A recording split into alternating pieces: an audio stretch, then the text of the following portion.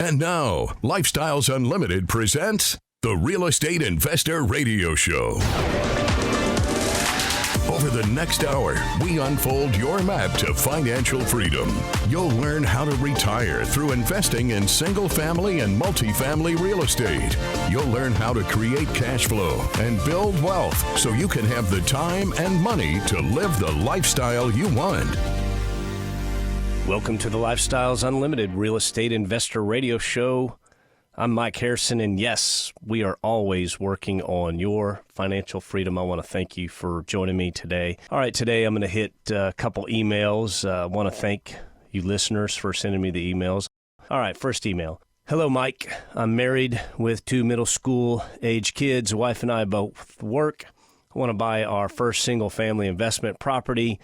When do I know I'm ready to invest? How much cash should I have on reserve? That's from Jason. Great question. I'm really glad you have made the decision and consider yourself ready to invest. For me personally, it took years to make that decision to buy my first home. That was before Lifestyles Unlimited, BLU, before Lifestyles Unlimited. Then once I bought that first property, it took me another 2 years to join Lifestyles Unlimited. I had been listening to the radio show for quite a while at that time, and literally I stumbled upon the Lifestyles Unlimited office in Dallas accidentally, okay? This is a great story. I was making a call. There's a company down below, a big distribution company, and I was a middle manager, had sales reps that worked for me, and was essentially talking to their management at their corporate office, which happens to be, at the time, it was in the same building as the Lifestyles Unlimited office. How surreal is that? So I walked downstairs, made my call, had a meeting with them, and then it was about 4:30 in the afternoon, and I'm coming up those stairs. They were on the bottom level, and Lifestyles Unlimited is on the second level. So I kind of glance back, and I look up, and I see the Lifestyles Unlimited office upstairs.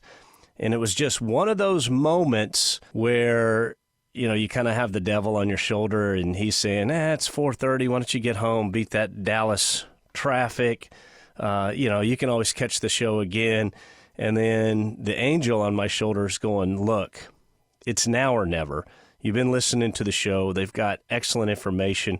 Why don't you walk up those stairs and see what's going on? And I walked up those stairs in 2013, early 2013, I believe March. My first 2 day was in April, but they were actually having a free workshop that evening, which I talk about on this show all the time. You can go to free workshop live stream. You can do it online now, but it was in person back then.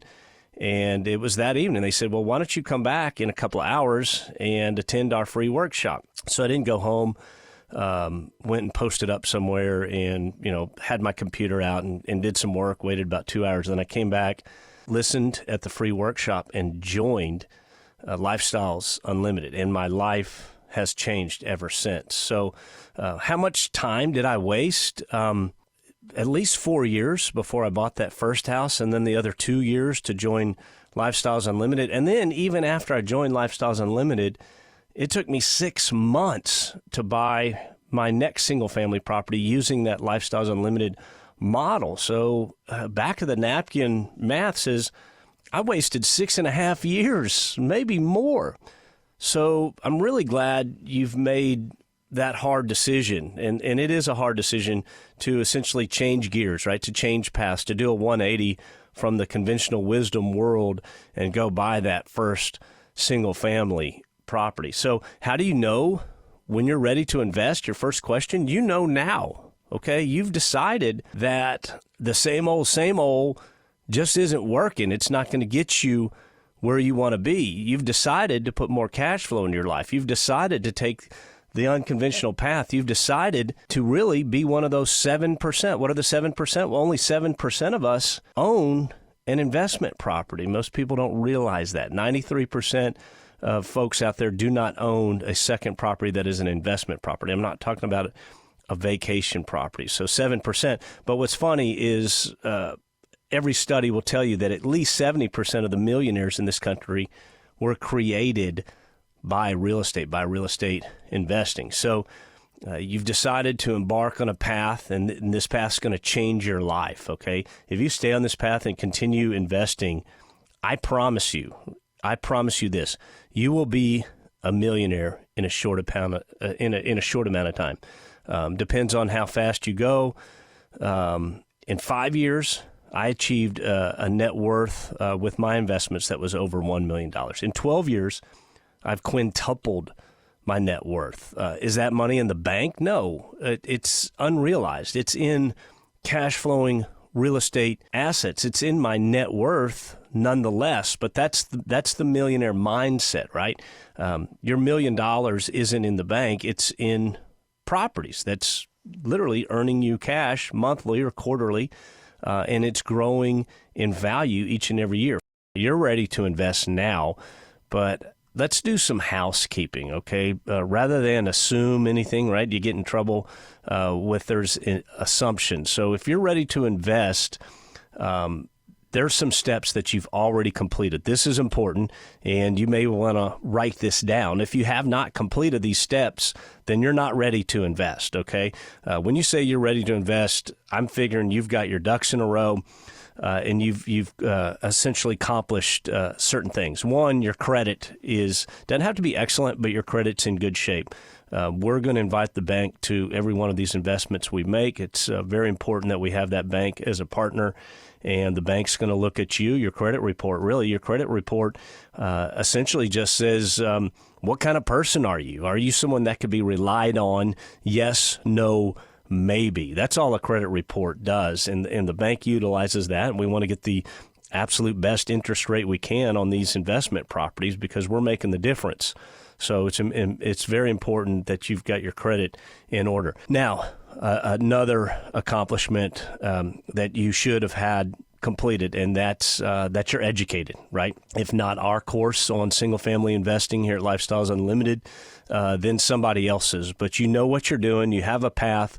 You understand how this works from A to Z, right? All the steps that you're going to follow. I'm also going to say this. If you have a significant, you said you have a wife. But for all the listeners out there, significant other, spouse, if you're looking to also begin investing in real estate, make sure they're on board.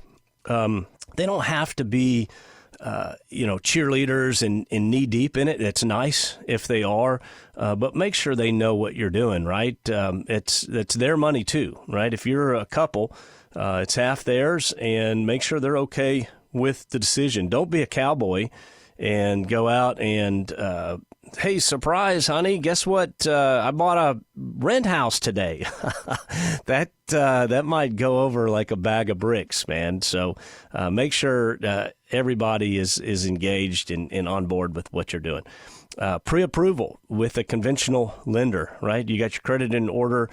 You have a relationship with a conventional lender, and you've got that pre-approval letter in hand. Know how much you can spend on a property.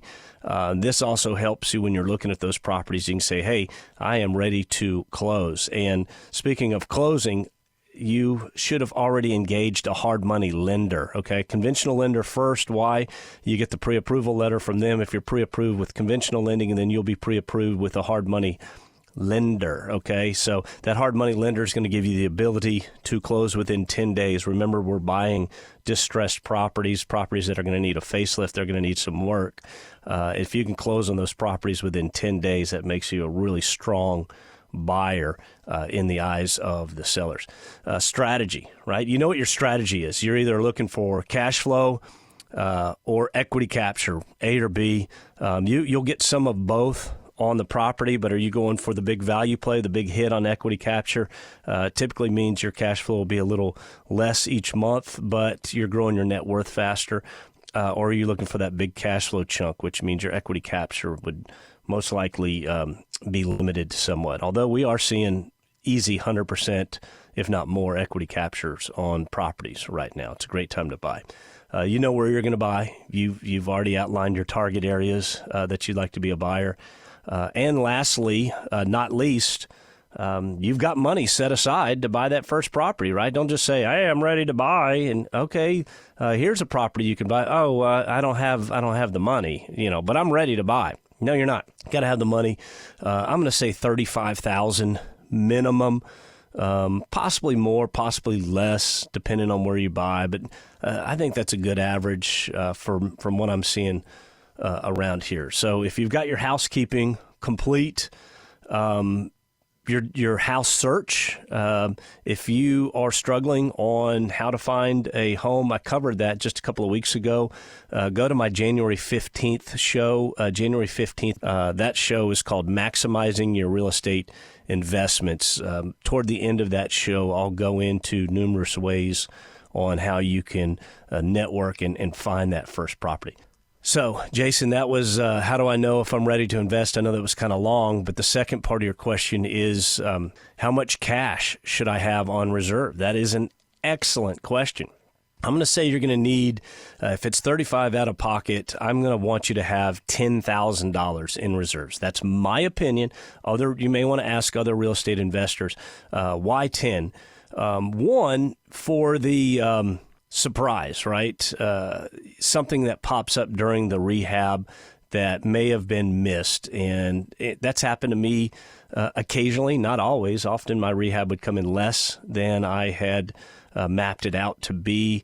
But occasionally there's just something there and you want to fix it, right? It's best product, best price. I'm not saying bring an extra $5 for upgrades. We're just looking for clean and functioning. I had a dishwasher leak that we were unaware of in a home that we purchased. We just put the new flooring down and it started buckling. We're like, what the heck's going on? And there was just a minor leak of this dishwasher, and it was going under the flooring. So it didn't cost me $5,000, but it was a couple thousand to fix that. And you got to redo the flooring, and it's just a surprise. Now, the other $5,000 is when you're rehabbing these properties, you get draws from the hard money lender. So the hard money lender, you're going to say, hey, Mr. Hard Money Lender or Mrs. Hard Money Lender, I've done the paint, I've done the flooring, I've done these three things, and per my checklist that I provided to you when we purchased the property, I need my first draw of $5,000. In the meantime, you have already paid your contractors, right? Contractor's going to do the work. You're going to pay the contractor, and then you need to go get your draw from the hard money lender, okay? Don't make these contractors wait around. Pay them immediately, okay? Contractors struggle with cash flow. First of all their employees, their workers, they want to get paid Friday afternoon for the week, whatever they did. So they're hurting a little bit on the cash flow, and if you can be that person that's Johnny on the spot with the payment, they're going to love you, and they're going to take care of you in the future. We'll be right back. Got questions? Call Lifestyles Unlimited at 855-497-4335. The Real Estate Investor Radio Show continues next. Well, one thing it has meant for us, and we have to compliment you, you've given us our time back. And I say our time because we got married 33 years ago, and we got married in July. Do you know why? Well, that was before I met Lifestyles. I used to work for Ford Motor Company. And with Ford Motor Company, I was in the automotive division. They have shut down during July, the first 2 weeks of July. So you had to wait for a shutdown to get married? Yes. Yes, he actually. Whoa, that's dedication there. He made me change our wedding date. It was supposed to be June 15th, and I changed it. Wow, that's amazing. So if I had been in Lifestyle, I could have gotten married when I wanted to. And the ring would have been bigger. Ready to get your time back like Vivian and Cornell? Register for the free online workshop at lifestylesunlimitedworkshop.com. Creating the lifestyle you've always wanted. You're hearing Lifestyles Unlimited's Real Estate Investor Radio Show. Welcome back to the show. I'm Mike Harrison. Hitting some emails today. Got one from Jason. And I was discussing previously, he asked how much should he keep in reserves when he buys that first single-family property. My answer was $10,000. You can probably get away with much less than that. So $5,000 is really for the what if. And it may even be, you might get in there and go, you know what, these toilets are serviceable, they're fine, they're old. why don't we put new toilets in or new low-flow toilets or, hey, this old aluminum window is really drafty. I know I don't necessarily need to replace it. Remember, clean and functional. But, say it's a master room or bedroom or maybe the living room, something. Slap a vinyl window in there. It makes all the difference in the world. I'm not saying go buy a Pella window or an Anderson window. There are some economical vinyl windows that you can get put in. So that $5,000 really is for what if, discoveries, maybe things that were missed in the initial rehab, or the potential slight upgrade to make the property better. Remember, it's best product, best price. So that always served me well.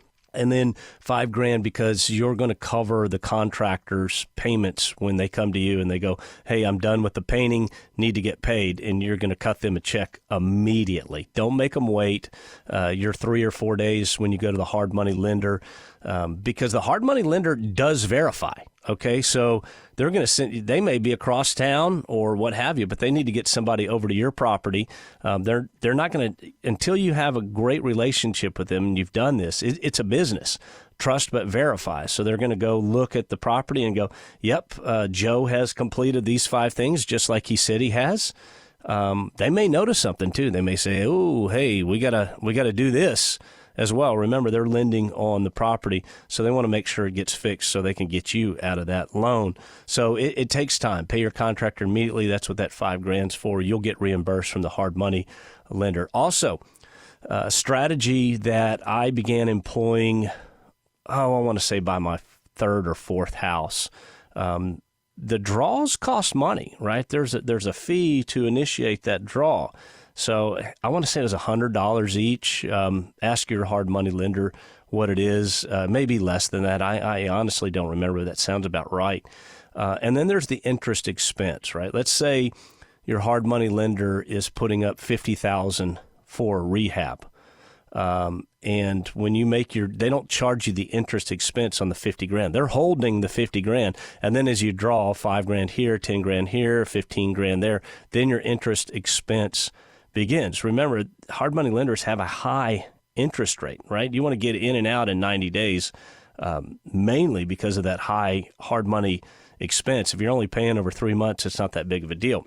But I got to where I would only do 2 draws because of the cost of the draw itself and of the interest expense. So I would cash flow the contractors about halfway through the rehab, go get a draw, and then at the end when they were done, I would go get my second draw and finalize everything. But being Johnny on the spot with your contractors will endear them to you. You will become a trusted partner. And as you go forward, continuing your path, you're buying home 1, home 2, home 3, home 5, home 9, home 10. And you're using these same contractors. If they did a good job, I expect you're going to use them again, right? It's always good to have that person on your team. Here's my painter. Here's my flooring guy. Here's my appliance person. Here's my roofer. Here's my fence guy. And if you're that trusted partner of them, man, their response is going to be excellent, right? They're in business too. They're not just looking for someone that's kicking the tires, so they know you're serious if you're paying them right away. So that's just my advice on your reserves, Jason. Thanks again for your email. All right, here's one from Manish. I hope I'm saying that right. He says his challenge today is looking at multifamily deals in Podium. And if you don't know what Podium is, it's software that you can subscribe to here within Lifestyles Unlimited. I use Podium on both my lead side and my passive side. It's great. I mean, it's built with the investor in mind. But he says he's looking at multifamily deals in Podium. So these deals will come across and you can evaluate and analyze. It's got the information and you can decide if that's a good opportunity for you or not. And he says filtering the opportunities to see what makes sense, specifically how to judge where the leads 2 to 5 year rent projections are accurate. Obviously, the goal is to increase NOI, and I see plenty of leads putting in all types of rent increase projection that are subjective. How do you validate that they will get X number of increase by spending X number of money on improvements based on cherry-picked market analysis and of the going market rent? Finally, how do you gauge if the leads basis for 2 to 7% rent increases in year 3 to 7 are accurate? He basically says the lead could put in whatever number, and how do you know if it's accurate? I want you to keep in mind the value of the property is increased when the net operating income is increased. So yes, rent is a big part of that. But we've identified here at Lifestyles Unlimited 28 different ways to increase the net operating income on a property. 28. Raising the rent is one. Now, you have to justify. You can't just go in and go, hey, we're raising rents $200. Everybody have a nice day. No, you got to give. These are people living there. You've got to give them a reason to justify the rent increase. And if you do that, more often than not, most people will pay more for clean, functional, nice amenities. You name it. Just, if the place is a beater beforehand and there's junk cars in the parking lot and potholes in the parking lot and the lights are all broken out and they don't work and the management team is terrible and the maintenance team is terrible and the air conditioners always go out or they don't work, well, when you fix all that, people are going to go, you know what? I want my air conditioner to work. When there is a maintenance issue, I like that it's engaged within 24 hours. I like in the evening that there's all these LED lights. They're just on and on and on. I can tell you there's a lead in North Texas, and I visited his properties, but his plan, and this is impressive, he does an absolute fantastic job. Many of you may know who I'm talking about, but he'll purchase the Class C property, right, workforce housing, and his transformation basically puts Class A amenities on this Class C property. And some of you out there may be thinking, well, Mike, that's counterintuitive. It sounds very expensive. No, if it's planned out right within the business plan, it's fine. But this got travertine pool. Like, the pool is amazing. It's crystal clear, sparkling in the outdoors, and the patio furniture around the pool and the gazebos and just all the work. He does a designer exterior, changes the lighting. There may be a high-speed internet, dog park, and a dog wash, like commercial dog wash. I know my dog gets stinky after a few weeks, and we got to take him down and get him cleaned up and groomed. But if you had that right there on facility, I mean, I'm kind of jealous. Like, yeah, I'd like to have a dog wash. I mean, literally, it's got the ramp where the dog walks up, and then it's got the big sink and the big industrial spray down and, soap and everything you need, and then the dryers and all that. I mean, it's awesome. I mean, this lead, when you walk in to the office, right? Let's say you're a potential person that's going to lease a unit at this property. You just want to tour this property and see. He doesn't have a coffee bar there. He's got a Java bar, right? Words have meanings, but it's first class. But his big forte was when you walk into his office, all 5 of your senses would be engaged, okay? And the offices are big, they're clean, beautiful, open windows overlooking the pool. So as soon as you walk in the front door, you're looking at this gorgeous pool in the background. The smell, you can smell the Java bar or some sort of scent that they've got going in there. The sound, you can maybe hear light music playing in the background. It's clean, it's organized. There's not a bunch of junk in there. So all 5 senses are engaged.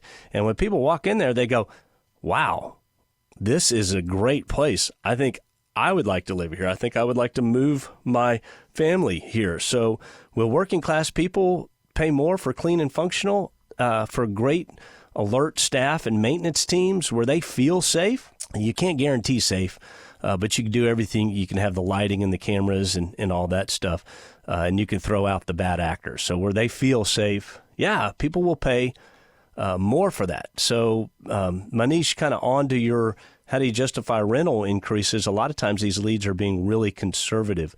I've seen these properties, they were the dog in a certain area, and they become the market leader in that area. So not just equal rents, the highest rents, right? If they're doing everything properly, it's not hard to attain. But trust but verify, that justification in the rent increase. Now, you didn't mention it in your question, but I want you to look at occupancy as well, right? What's that lead penciling in as far as occupancy.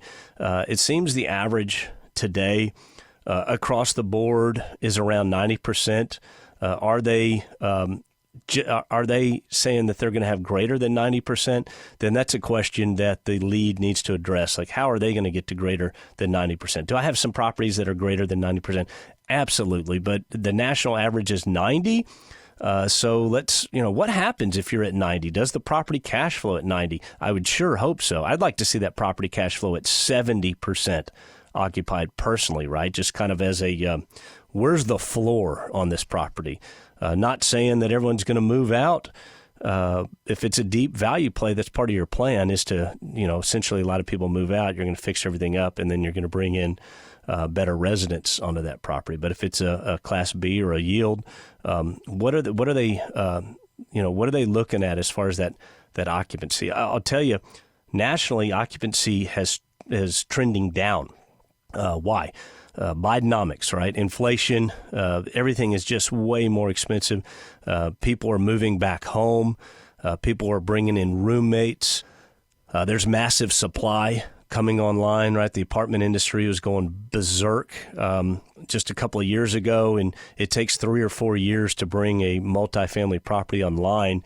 And so a lot of those properties where the planning was started, 2020, 2021, 2022, they're getting built now. But I will tell you, the pipeline for multifamily property is starting to empty out a little bit. So they're going to get through these, and there's going to be a lull in that. But for now, for this year, and possibly through next year, there's a massive supply of other apartment communities coming on, and it's creating some pressure. So how is this lead going to justify greater than 90% occupancy, right? Look at the market. Is it a strong economic market? Is there a net annual increase of population moving into that area? That's going to help you on the occupancy. How'd the lead talk to you about property tax and insurance cost per door, especially here in Texas, okay? Property tax and insurance cost in Texas are outrageous, almost criminal. The property tax valuation on one of our properties in Houston, the property tax people, we're fighting it, we're litigating it. They have basically come out and said, well, that property's worth 300% more than it was in 2017. I'm like, okay.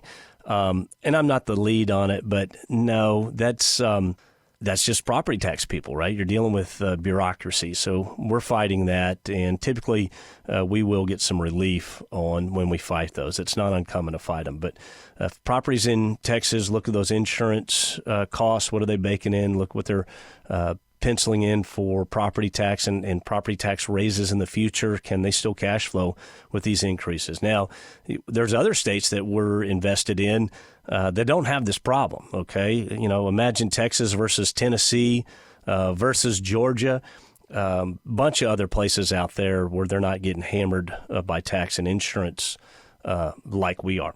So I hope that helps you answer that question. Quickly from Steve, he says, what can I achieve with $140,000? How do I invest that? That's where I'm at now. So, Steve, I can't tell you where to invest that money. I do see that you're a preferred investor, preferred member, and you're a passive investor now. If you like that path, continue on that path. If you just came into the 140 all at once, take it slow. Why don't you break that up into several investments? Why don't you do it over the next 12 months as we go into this? Don't deploy that 140 all in the next 3 months. I'd advise you to go slow, take your time, look the deals over, and you can always email me at any time. It's askmike@luinc.com. In the meantime, I want you to remember, it's not the money, it's the lifestyle. Make it a great day. The information and opinions you hear on the Lifestyles Unlimited Real Estate Investor Radio Show are those of the host, guests, and callers. The Lifestyles Unlimited Real Estate Investor Radio Show is for entertainment purposes only. Please consult a professional regarding your personal investment needs. Nothing presented constitutes an endorsement, recommendation, offer, or solicitation to buy or sell any product or security.